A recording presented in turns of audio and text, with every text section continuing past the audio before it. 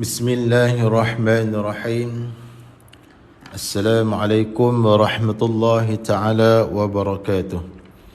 Alhamdulillahi rabbil alamin.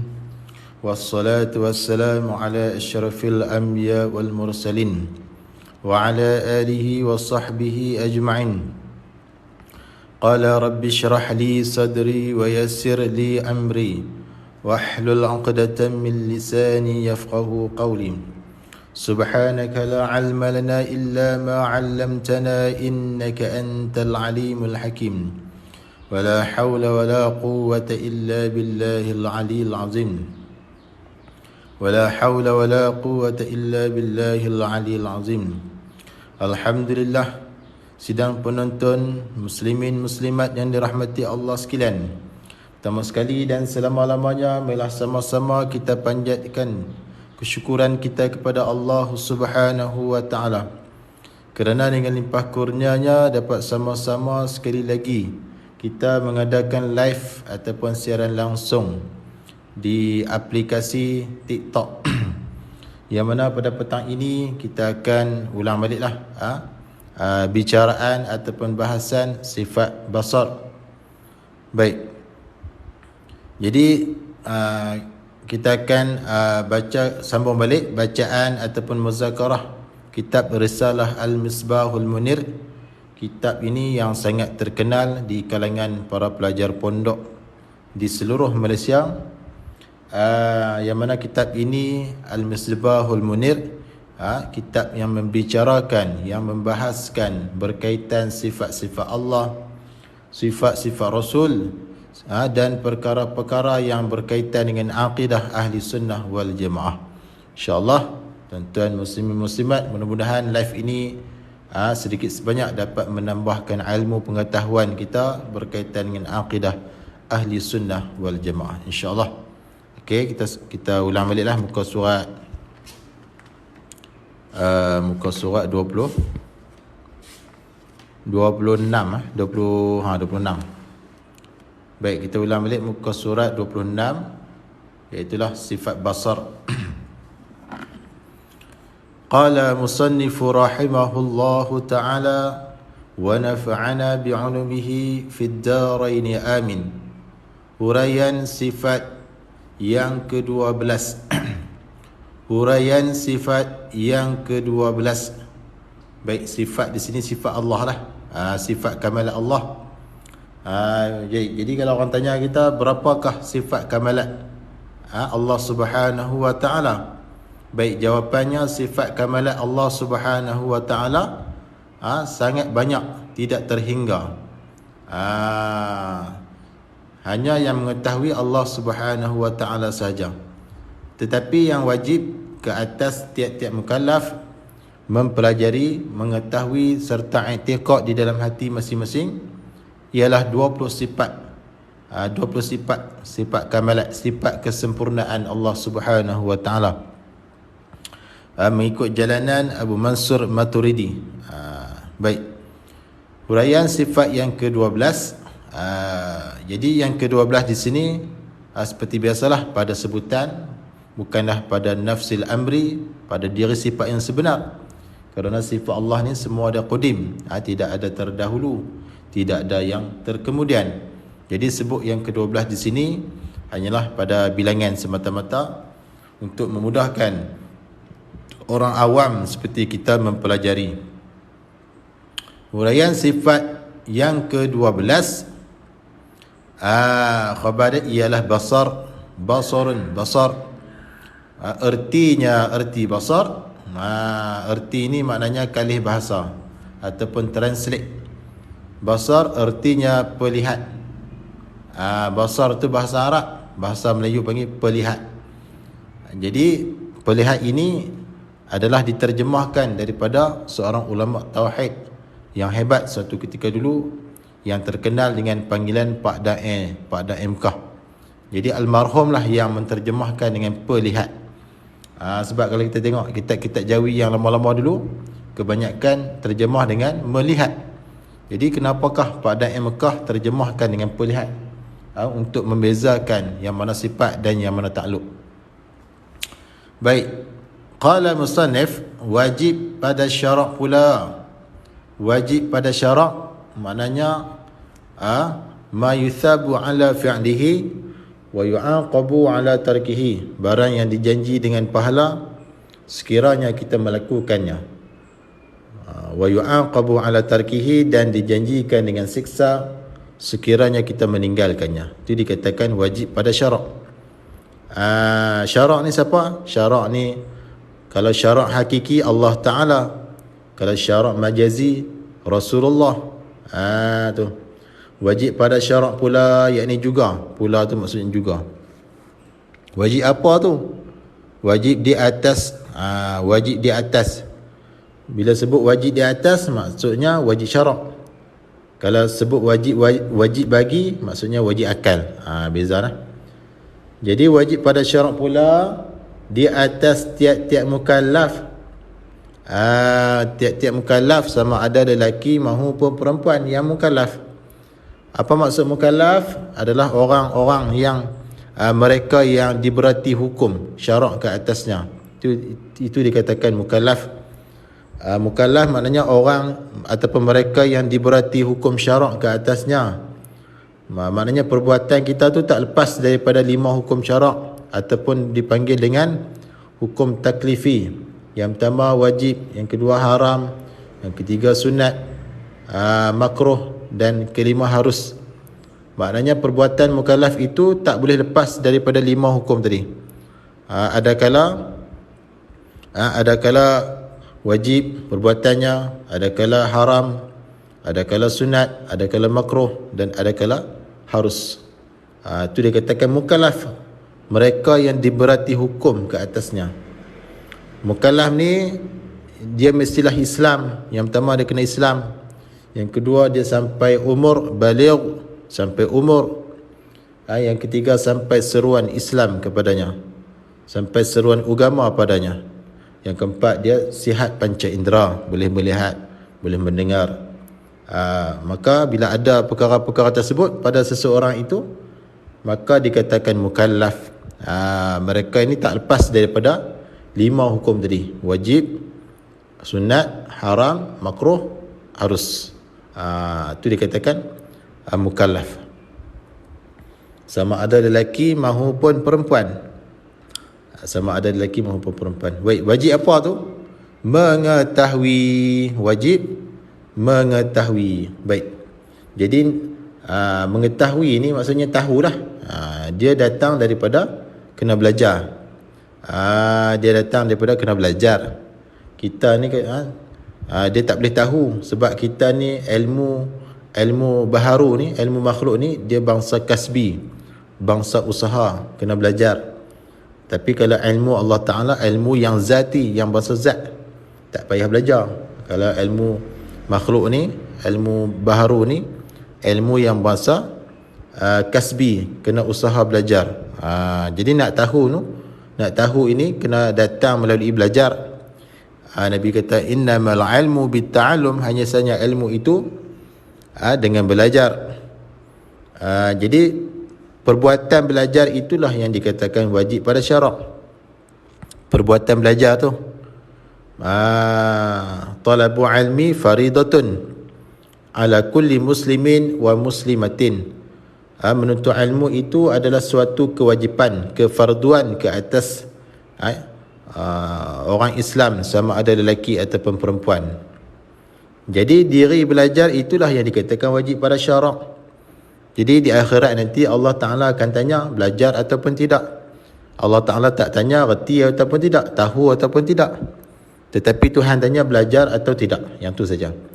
Kalau belajar, lepas tuntutan wajib tersebut. Kerana wajib adalah tuntutan yang pasti. Tuntutan yang pasti.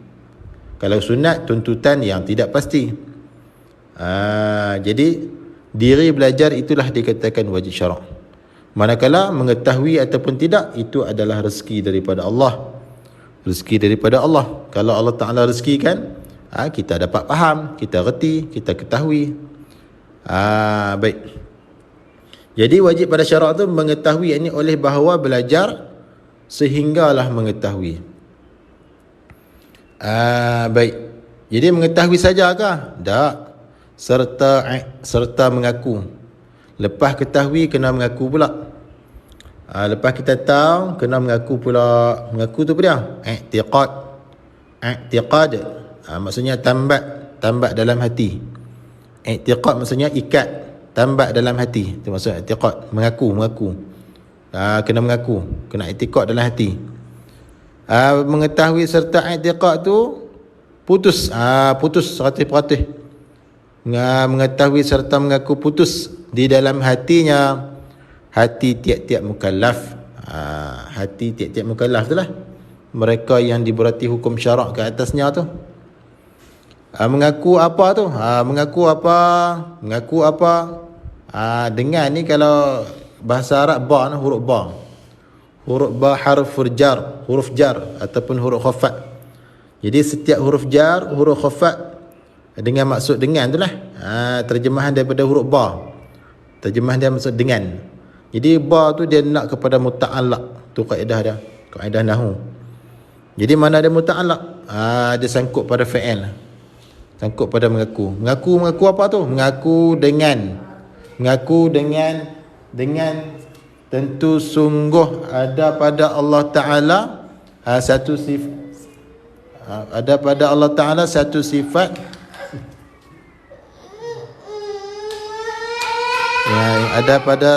ada pada Allah Ta'ala satu sifat basar. Kena mengaku putus di dalam hatinya mukallaf itu. Mengaku dengan tentu sungguh ada pada Allah Ta'ala satu sifat basar. Satu sifat basar. Jadi sifat basar tu ada pada zat Allah Ta'ala lah. Erti basar pelihat. Erti basar itu pelihat lah. Basar tu bahasa Arab, terjemahan dia adalah pelihat.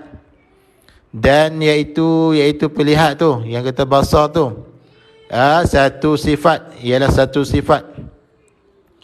Pelihat itu ialah satu sifat yang ada. Basar ialah satu sifat yang ada di zat Allah Ta'ala lah. Sifat basar tu ada sungguh. Sifat yang bangsa wujudi, sifat yang ada sungguh pada zat Allah Ta'ala. Jadi basar itu sifat, manakala zat Allah dipanggil mausuf. Sifat dia menumpang pada mausuf. Jadi sifat Allah basar itu ada sungguh. Diri sifat itu ada sungguh. Sekira-kira Allah buka hijab, kita boleh nampak sifat tersebut. Boleh nampak dengan mata kepala kita. Itu dikatakan sifat yang bangsa wujudi. Sifat yang bangsa wujudi ni ada 7. Qudrah, iradah, ilmu, hayat, sama', basar, kalam. Baik. Qala musannif, dengan dialah, yakni dengan sebab. Dengan di sini terjemahan daripada ba. Ba huruf ba nah. Bahasa Arab ba sababiyah. Ba ni banyak nah. Ba sababiyah, dengan sebab. Dengan sebab dialah, yakni dengan sebab sifat pelihat itulah Allah melihatkan segala benda-benda yang ada.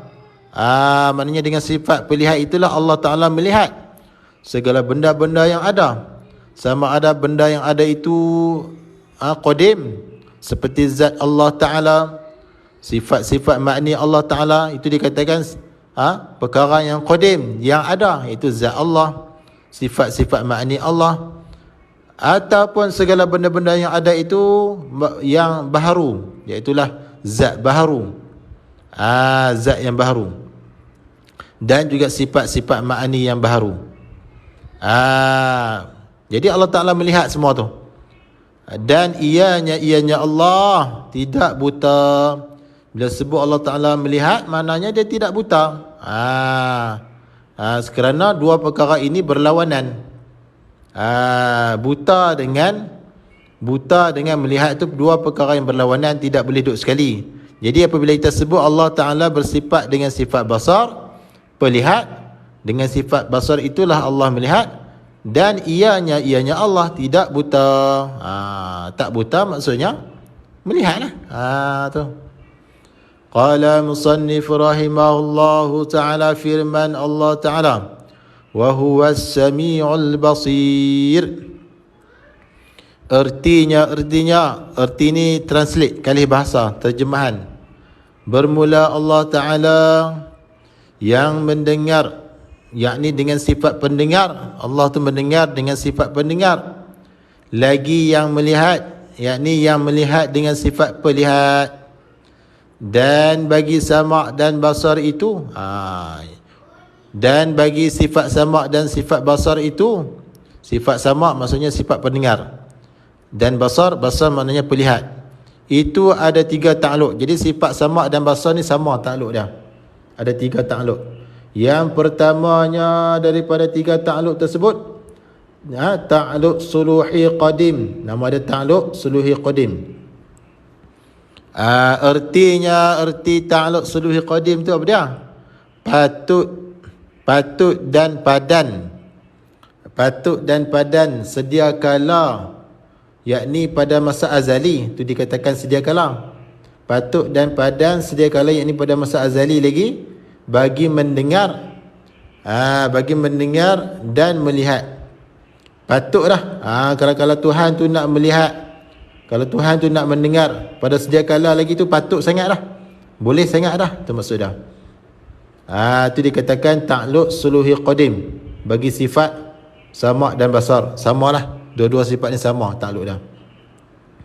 Yang keduanya daripada 3 takluk sifat sama' dan basar, iaitulah takluk tanjizi qadim.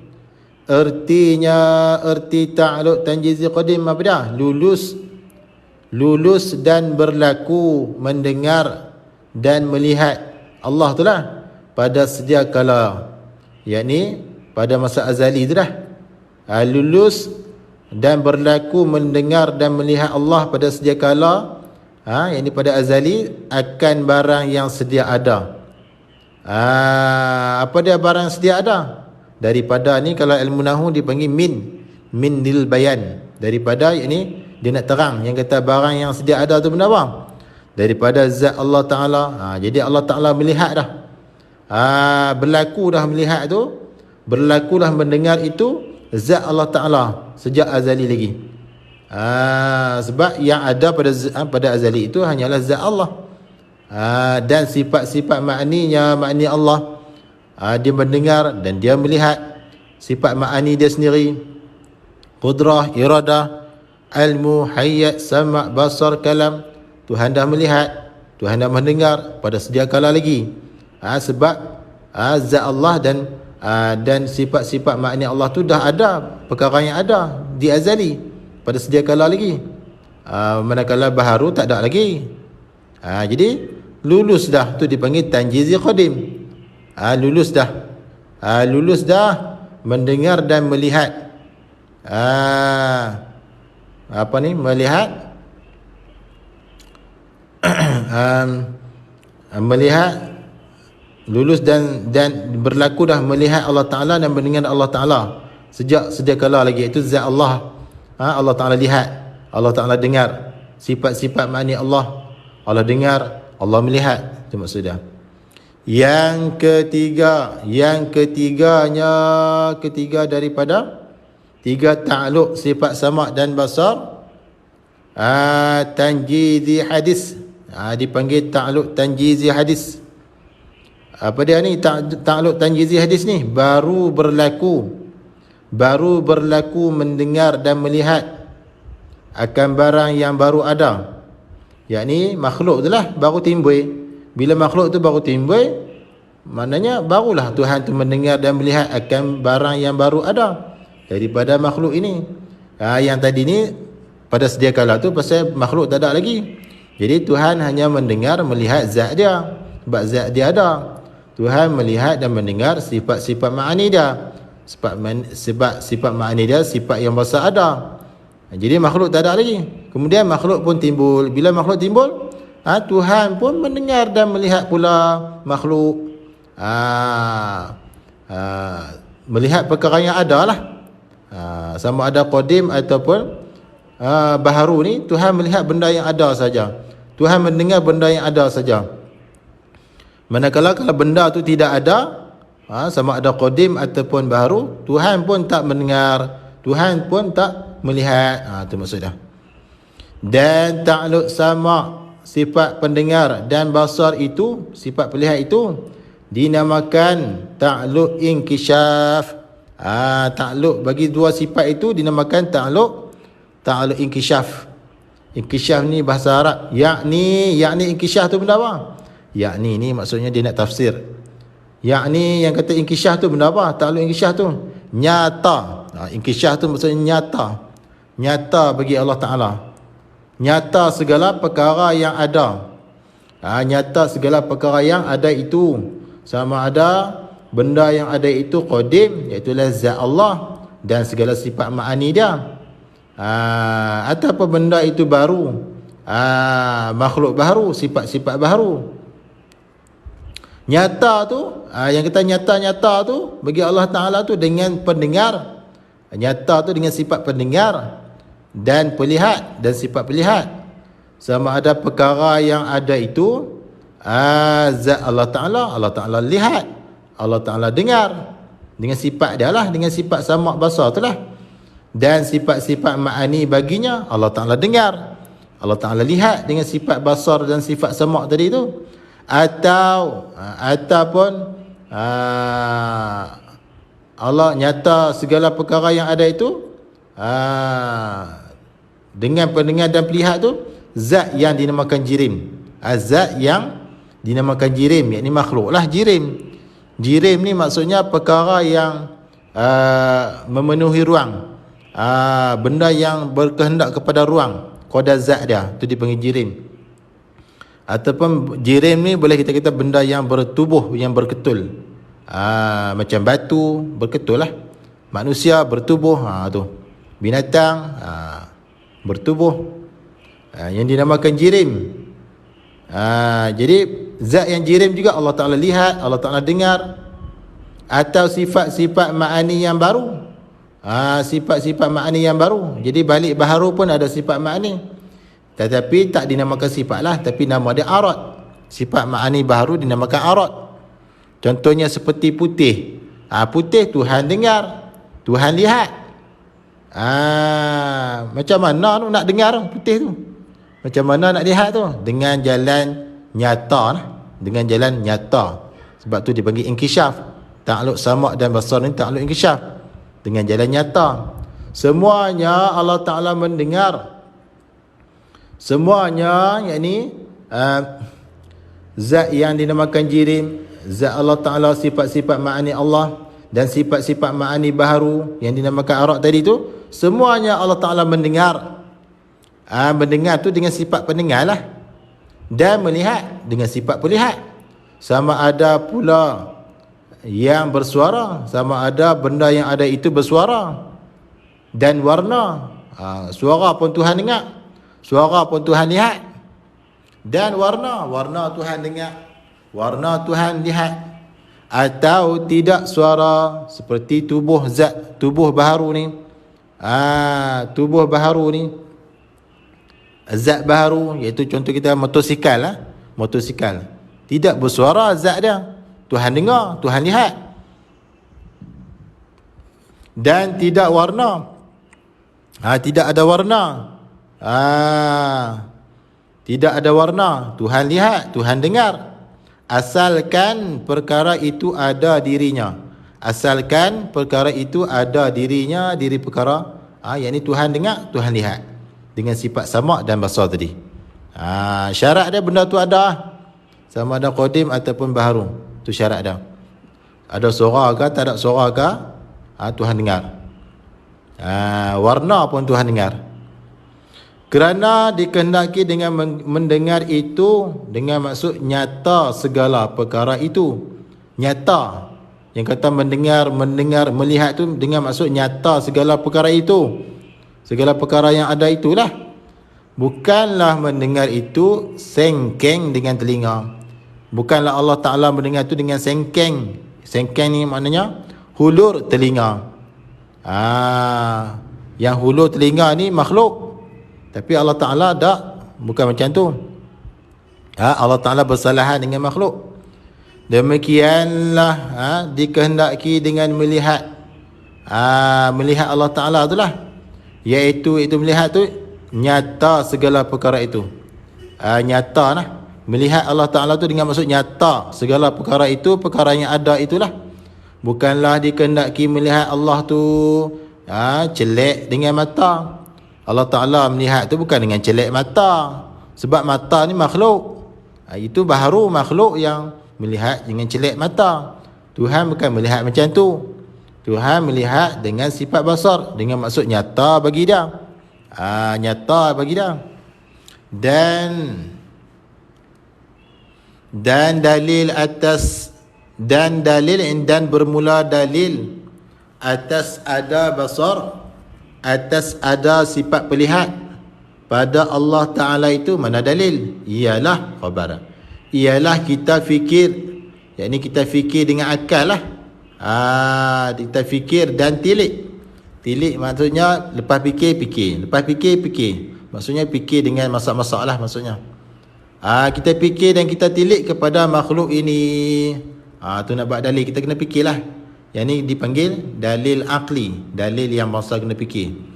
Jikalau fardu takdir tidak ada pada Allah Ta'ala basar, jikalau tu in syartiyah, dalam bahasa Arab in, jikalau. Syartiyah, in syartiyah dia nak kepada jawab dia ni nescaya ni. Jikalau tidak ada pada Allah Ta'ala basar, kalau Allah tu tak ada sifat pelihat, nescaya adalah ia Allah tu buta. Kalau Allah tak ada sifat pelihat, nescaya dia buta. Tu. Sebab melihat dan buta ni perkara yang berlawanan, tidak boleh duduk sekali. Kalau Tuhan tu tidak ada sifat pelihat, nescaya dia buta lah. Tu maksudnya.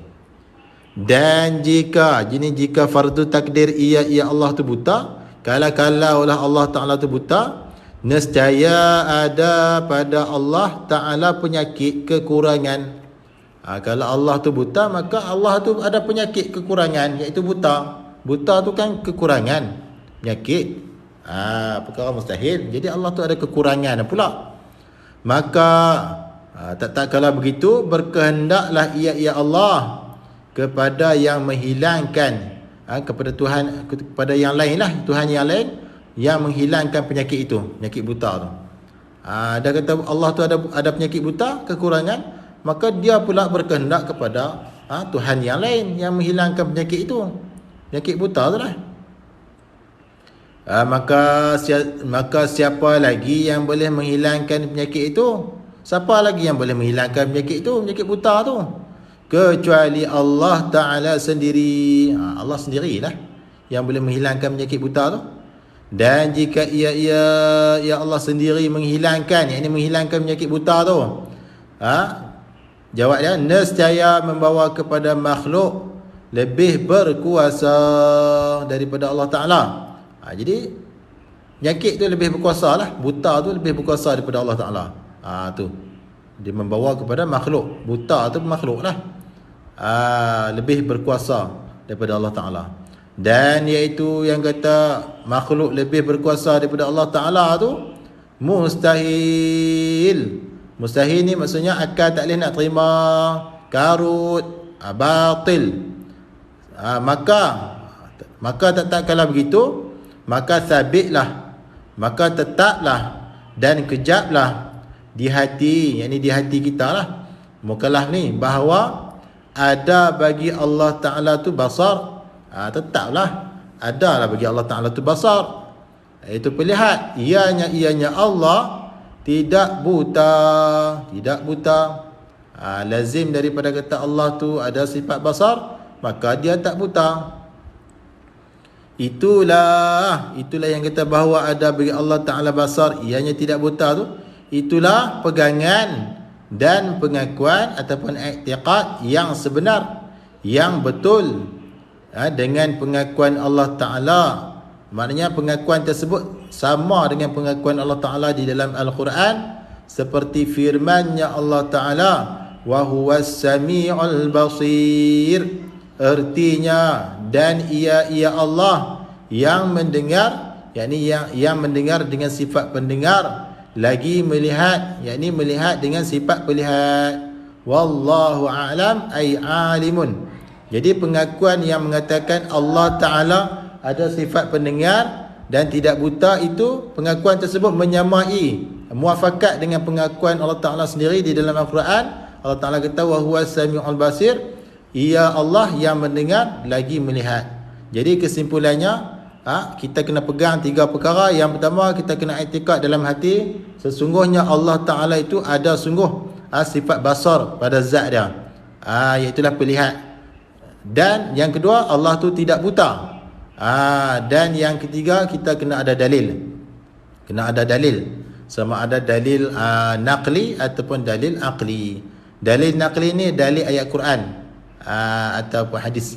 Kalau dalil aqli, dalil ni dalil yang kita fikir tadi ni, dalil yang kena fikir dengan akal, tu dipanggil dalil aqli. Supaya nak melepaskan kita daripada dinamakan muqallid. Muqallid ni orang yang i'tikad tanpa dalil ataupun ikut orang. Orang kata ada Tuhan tak? Dia kata ada. Mana dalil?